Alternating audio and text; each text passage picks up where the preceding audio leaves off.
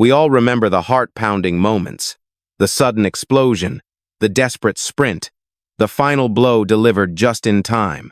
But what if the adrenaline you felt in those scenes didn't come from the action, but from the music? Behind every great action sequence is a carefully constructed score, designed to manipulate your pulse without you even realizing. Music in film isn't background noise, it's emotional architecture.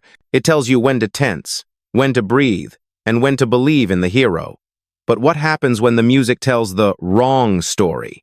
During the late 80 seconds and early 90 seconds, studios became obsessed with testing everything from dialogue to runtime to the tone of a soundtrack. And when test audiences frowned or shifted uncomfortably during a screening, one of the first casualties was often the original score. Maybe it was too moody, too experimental, too orchestral, or simply too different from what was working at the box office that year. In many cases, entire soundtracks carefully composed by skilled musicians were scrapped days before release, replaced by last-minute commissions, stock cues, or even synthesized filler slapped on top of the original edit. The result? You watch the same scenes but with none of the emotional complexity they were meant to carry. Some of these original scores have since surfaced in bootlegs or composer demos. Others were quietly buried, never acknowledged by the studios again. But all of them shared one thing. They were erased not because they didn't work, but because the room didn't know how to feel. So let's strip away the noise and dig into the silence that was forced upon these films. Here are 15 action movies whose original musical souls were quietly erased after test audiences flinched. Hasson. The Perfect Weapon, 1991. You wouldn't think a Kenpo-fueled revenge flick would spark a music war, but it did. The Perfect Weapon, released in 1991, was designed to be a slick, stylized martial arts vehicle for Jeff Speakman. Shot with tight urban grit and minimal dialogue, the original cut featured a dark, synth-heavy score that pulsed like a noir heartbeat. Composed by a little-known electronic duo, the music gave the film an almost European crime thriller vibe, slow, brooding, atmospheric. But test audiences weren't vibing. Several viewers complained the music made the action too serious, too slow, even depressing. In response, Paramount panicked. Within weeks, the studio hired another composer to overwrite the entire score with something punchier, a clubby, techno-inspired soundscape that matched the early 90 seconds MTV aesthetic. The result? Speakman's deadly discipline now felt like a workout montage. The score blared over fight scenes, erasing all tension and nuance. And while most viewers had no idea what had changed, the film's director later admitted that the music we released was not the movie we made. The original score has never been released, not even on bootlegs. Only the editor and the composer, both of whom left the project in protest, ever heard the full version. And unless someone raids Paramount's vaults, that version may be lost forever. #2. Rapid Fire, 1992. This was supposed to be Brandon Lee's breakthrough, not just as a martial artist, but as a leading man with edge. Rapid Fire hit theaters in 1992 with kinetic camera work, brutal choreography, and a politically charged storyline. Early cuts featured a moody orchestral score with subtle Asian influences reflecting Lee's inner conflict between pacifism and inherited violence. Composed by a veteran TV composer trying to make his cinematic mark, the music lent the film surprising gravitas. But test audiences wanted something else. According to studio notes, viewers found the music too contemplative, and one report claimed it dampened the adrenaline. The studio's response? Bring in rock guitars. They overhauled major sequences with amped-up industrial tracks and percussion loops, stripping out the quieter motifs entirely. Lee himself reportedly disliked the final version, saying the new score flattens everything into noise. His fight scenes remained intact, but the inner journey was muffled beneath power chords. Ironically, after Lee's tragic death in The Crow, fans began digging into his earlier films, and rumors spread about Rapid Fire's lost original score. Some claim a rough cut with the orchestral music still exists in the composer's archive, but Fox has never acknowledged it. It's possible the score that gave Rapid Fire its soul was buried before anyone outside the studio ever heard it. #3. Deadly Prey, 1987. You wouldn't expect nuance from a Rambo knockoff shot in the woods on a shoestring budget, but once, it had it. Deadly Prey, the 1987 ultra-low-budget cult action film, was meant to be little more than a survivalist fantasy, muscle, guns, and vengeance. But the original cut featured a curious choice, a score that echoed Ennio Morricone's haunting Western melodies. Soft guitars, echoing harmonicas, wide-open reverb. It gave the movie an unexpected melancholy. The score was composed by a film school grad obsessed with Once Upon a Time in the West. He convinced the director to try something bold, give Deadly Prey a tragic, mythic tone. But when producers saw the first cut, they hated it. "This isn't a Western," one exec barked. "This is war porn." The decision was swift. The original score was pulled. In its place, synth stabs, MIDI drums, and library music straight out of VHS aerobics tapes. The emotional irony vanished overnight. To this day, the only known copy of the original soundtrack exists on a VHS screener mistakenly sent to a video store in Kentucky. A rip of that tape surfaced briefly on a forum in the early 2000s before being removed. It's now considered one of the holy grails of lost B-movie soundtracks.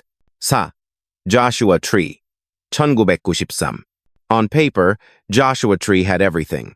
Dolph Lundgren, desert shootouts, and a revenge plot soaked in neo-noir cool. But what it didn't have, at least in its final release, was its original, brooding score. Directed by Vic Armstrong and released internationally as Army of One, the film was originally cut with a soundtrack that leaned heavily into ambient synth and minimalist piano. The music underscored the emptiness of the desert and the isolation of Lundgren's wronged protagonist. It was more Drive Than Die Hard, deliberately cold, even mournful. But then came the test screenings in North America. Distributors felt the tone was too European and emotionally confusing. One executive reportedly said, "It doesn't sell guns, it sells grief." Within days, the score was gutted and replaced with a louder, more percussive action template designed to make the film feel faster, hotter, and more American. The irony? The original composer had already won a minor award for the initial cut at a European genre festival. That version, complete with the haunting score, was never released outside of a few limited markets. Today, Joshua Tree exists in at least two distinct musical forms, but only one is available to the public, and it's not the one with a soul. Ooh. McBain. 1991. McBain is chaos wrapped in a flak jacket, Christopher Walken leading a paramilitary team into Colombia to avenge a friend. It should have been glorious pulp, and maybe it was, once before the music changed everything. The original score was composed by a war film veteran who approached McBain with unexpected gravity.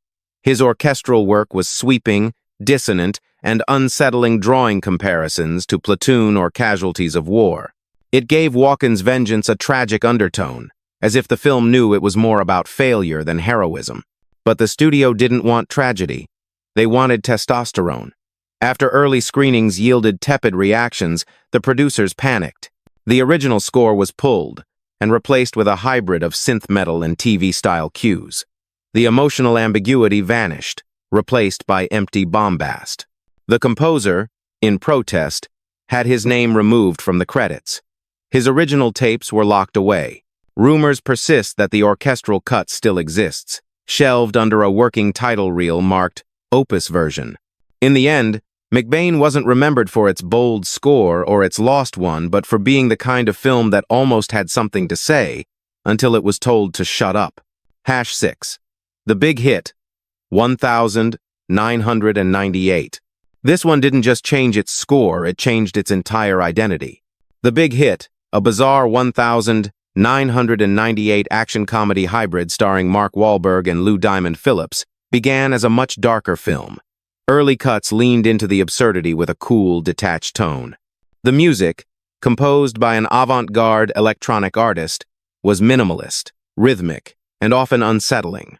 Think Run Lola Run meets American Psycho. Test audiences, however, didn't get it.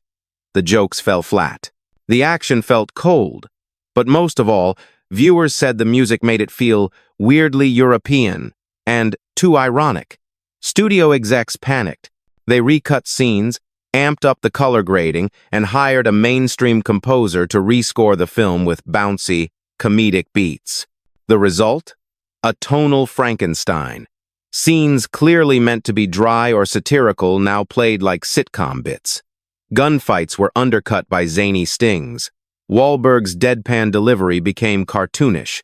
The original composer was paid out but never credited. To this day, the big hit has a cult following, but no one can agree on what kind of film it really is.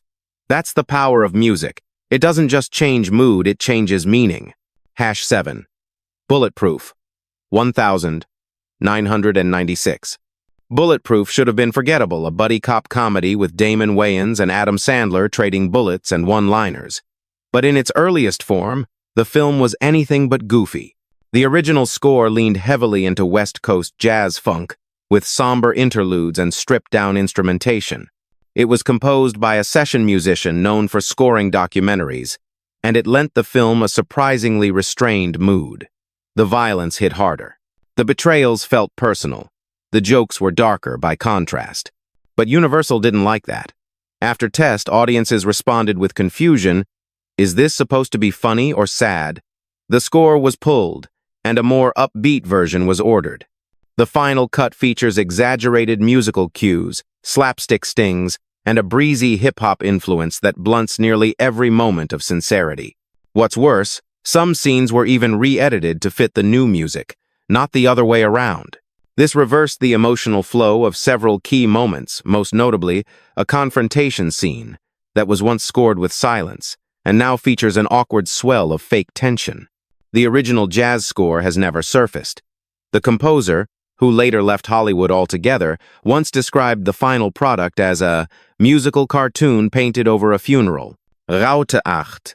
Romeo muss die. 2000. Romeo Must Die was marketed as a kinetic East meets West martial arts love story, complete with hip-hop swagger and high-wire stunts. But that wasn't the film director Andrei Bartkowiak first intended to show. The early cut featured a sparse, hybrid score that combined traditional Chinese instruments with modern ambient textures. It was less about energy and more about space silences between moves, tension between characters, cultural dissonance. Aaliyah's presence was balanced by restraint, and Jet Li's intensity had room to breathe. But during a pivotal test screening, studio execs noticed young audiences growing restless. The feedback: needs more beats. Overnight, a major label was brought in to curate a soundtrack full of chart-ready hip-hop tracks. The original score was buried beneath brand synergy. Suddenly, emotional build-up gave way to music video pacing. Scenes of grief were scored like promotional trailers. Fight scenes were chopped to fit pre-existing tracks, not the other way around. The result was a stylish, slick product, but one that traded introspection for volume.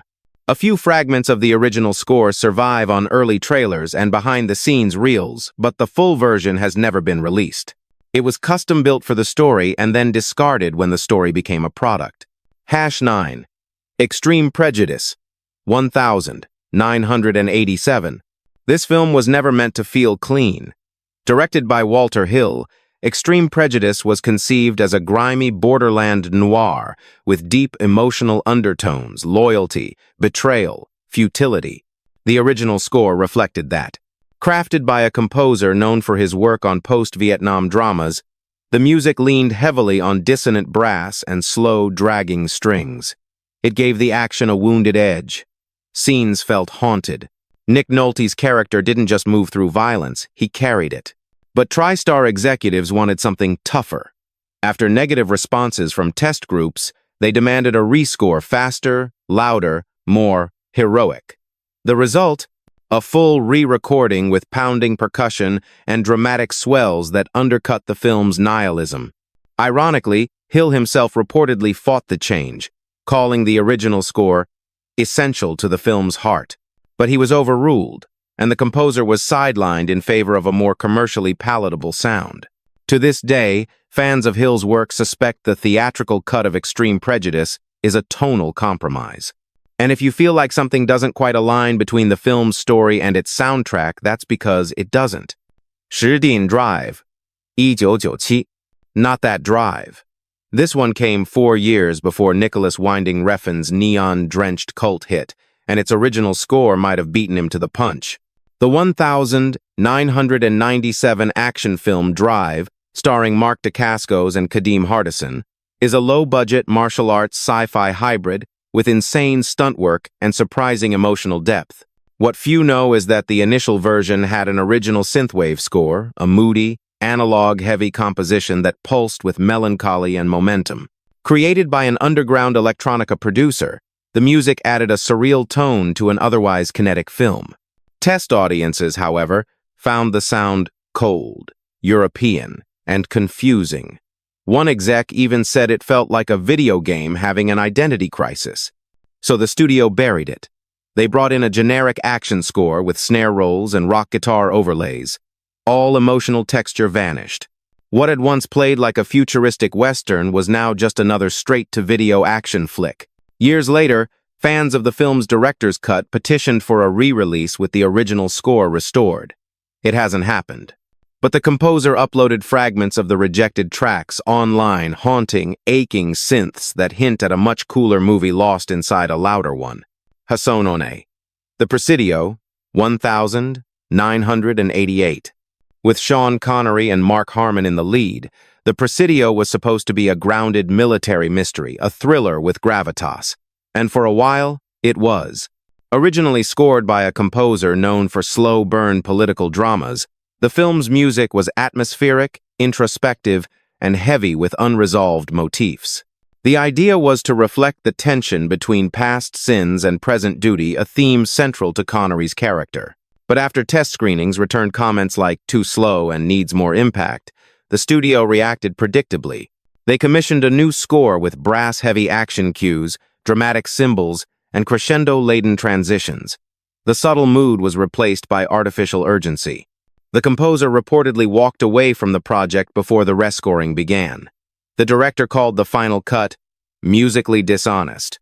Ironically, critics praised the film's performances but felt the tone was uneven, perhaps sensing the disconnect between what the film tried to say and what the music forced it to be. The original score? Never released, never leaked. Only mentioned in a footnote of the composer's archived interviews, where he simply called it a score for a film that no longer exists. Hasson 2. The Replacement Killers, 1998. The U.S. debut of Chow Yun-fat deserved something bold. Originally shot with a sleek, noir aesthetic and minimal dialogue, The Replacement Killers was envisioned as a stylish, emotional story about guilt and redemption. Its score was composed accordingly. In early versions, the film featured a sparse piano and string composition, subtle, tense, and often silent. It allowed Chow's physical performance to speak volumes, and the music only filled in the emotional blanks. The result felt more European art house than Hollywood shoot 'em up. But that wasn't what Columbia Pictures wanted. Test audiences were reportedly bored by the quiet. A new composer was brought in and tasked with building an aggressive, beat-driven soundtrack with electronic textures and hip-hop rhythms. The difference is jarring. Fight scenes that once felt operatic now come off as commercial. Chow's performance, once contemplative, feels rushed under the pounding score. The film's release was met with lukewarm reception, and much of its emotional core drowned in noise. The composer of the original score never spoke publicly about the switch, but behind the scenes, insiders say it was his most personal work and the one he never got to finish. Hasson 3. Harley Davidson and the Marlboro Man, 1991. A film with that title should have been a wild ride. And it was, but only after its soul got rewritten in post. Harley Davidson and the Marlboro Man is a bizarre, buddy-action flick blending sci-fi dystopia with cowboy archetypes and leather-clad absurdity. The original cut embraced the irony, featuring a downbeat country blues soundtrack that leaned into Americana decay. Slide guitars, echoing harmonicas, even spoken-word interludes. It was surreal, desolate, and weirdly beautiful. But studio execs didn't get the tone. Test screenings labeled the music too slow and depressing. In response, the blues score was gutted. A slick rock soundtrack with radio-friendly cuts was stitched into its place, pushing the film toward generic late 80 seconds rebellion chic. The new music didn't fit the characters. It didn't deepen the absurdity. It flattened it. Critics called the film tonally confused, without knowing that the original tone had been surgically removed weeks before release. Bootleg recordings of the initial score were said to circulate among collectors, but no full release ever surfaced. In a film about selling out and dying for nothing, it's painfully appropriate that even the music got sold out. Hassan 4. Fair Game. 1995. Cindy Crawford as a Miami lawyer hunted by the KGB. You already know the odds were stacked. But the original score tried to tilt things in the film's favor. Fair Game was meant to be darker, more paranoid thriller than glamorous chase movie. The first score reflected that, an atmospheric, synth-heavy blend of tension, dread, and silence. It was moody, slow-burning, and intentionally restrained to highlight the isolation of the lead characters. But preview audiences laughed. Some mistook the lack of bombast for incompetence. Producers panicked, hired a different composer, and ordered a full rescore to make the action pop. What followed was a loud, fast, forgettable soundtrack that erased every ounce of subtlety. Ironically, the movie still bombed. The loudness didn't help. The original composer later said, "We built something fragile. They brought in someone to smash it with cymbals." Parts of the old score were heard in early European trailers, but no official release exists. The music, like the film's ambition, was buried beneath explosions. Hassan 5. Romeo is Bleeding. 1993. This wasn't an action film in the traditional sense, but it bled noir, violence, and operatic tension with a cast that crackled. And its music was once its sharpest knife. Romeo is Bleeding starred Gary Oldman as a corrupt cop spiraling into chaos. The original score, by a classical composer known for psychological thrillers, was minimalist, jagged, and confrontational. It pulsed beneath the surface, amplifying Oldman's unraveling mind. But test audiences found it unpleasant, even confusing. The studio responded by asking for something sexier music that told viewers how to feel instead of how to question. Cue a jazz-influenced lounge score, sax-heavy and seductively misplaced. The result, emotional dissonance that critics couldn't quite name. The film had all the right ingredients but felt off, like it was winking at something it didn't understand. The original score was partially restored in European DVD releases, but never fully. In interviews, the director called the replacement a betrayal of the character's madness. Bonus film, Shadow Company. Unreleased, 1989. This one never made it to theaters, and maybe that's why its music haunts the fringes of Hollywood lore. Shadow Company was a supernatural military thriller written by Shane Black and Fred Decker, intended as a gritty post-Predator exploration of undead soldiers returning from Vietnam. The film was greenlit, partially shot, and even scored before being shelved indefinitely. But that score? It was finished. And it was terrifying. Composed by an experimental sound designer from the avant-garde music scene, the original soundtrack reportedly blended distorted field recordings, tape loops, and deconstructed war marches. It was said to sound like trauma incarnate, an ambient nightmare stretching across jungle, fire, and guilt. Test audiences, during private previews of rough edits, were reportedly disturbed, not by the violence but by the music. One viewer described it as unholy. Another said, "I felt like I was listening to something I shouldn't hear." Executives pulled the plug weeks later. Officially, the film was too difficult to market. Unofficially, insiders claimed the score made the studio nervous. It went beyond eerie. It felt dangerous. The master tapes were never released. A bootleg of a single track titled Echoes of Firebase Alpha surfaced briefly in the early 2000s on an obscure horror forum before vanishing. Some believe the score was intentionally erased.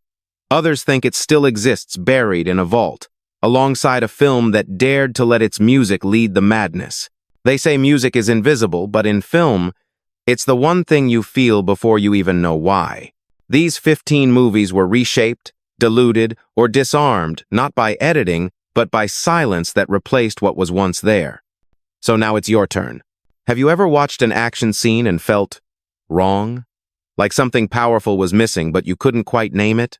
Tell us, which film do you think lost its soul when the music changed? And more importantly, what else are we watching today that isn't what it was meant to be?